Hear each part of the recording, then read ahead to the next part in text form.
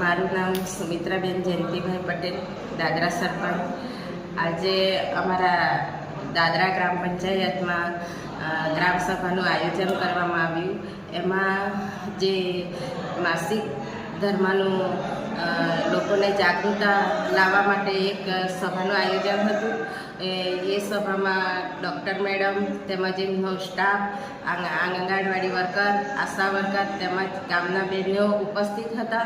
અને આ સભામાં અમે લોકોને જાગૃત કરવા માટે ની સલાહ સૂચન આપી હતી. મેં દાદરા પટેલના દરેક બાલિકાને મેં સલાહ સૂચન આપું કે જ્યારે પણ આપણે માસિક ધર્મ આવે ત્યારે એવી સ્વચ્છતા કેવી રીતે જાળવી રાખવાની, એમના માટે આપણે પ્રોત્સાહિત થવાનું. અને ગામના આજુબાજુ બહેનો હોય એ લોકોને બી સલાહ સૂચન આપવાનું.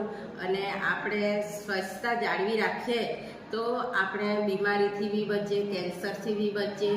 અને આપણા હોસ્પિટલથી આશા વર્કર બહેનો ઘરે ઘરે ચેક કરવા માટે આવે ત્યારે આપણાને આ એક કેન્સરની બી એ લોકો આપણાને ચેક કરે તો આપણે જે પણ આપણાને પ્રોબ્લેમ હોય એ લોકોને હમણાં ખરેખર આપણે જે બતાવી દઈએ તો એ લોકો તાત્કાલિક આ સુવિધા કરે.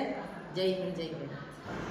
આજે અમે દાદરા પંચાયતના ગ્રામસભામાં મેન્સ્ટ્રુઅલ હાઇજીન પર થોડું લોકોને અવેરનેસ માટે આવેલા હતા. તો લોકોને થોડું એના વિશે કેવી રીતના તમે અમુક બીમારીઓ જે મેન્સ્ટ્રુઅલ હાઇજીન તમે ના રાખો, અનહાઇજીનિક રીતે તમે બધી સેનેટરી પેડ્સને આજે ડિસ્પોઝ કરો, તો તેના વિશે થોડીક ઇન્ફોર્મેશન આપી.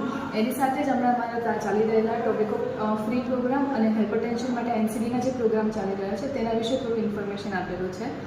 તો આ જે બી અમે લોકોને સમજાયું એ લોકોને થોડું આઈડિયા આવે કે આનાથી તમને શું પ્રોબ્લેમ થાય અને એનાથી તમે કેવી રીતના બચી શકે તેના વિશે થોડી માહિતી આપેલી છે.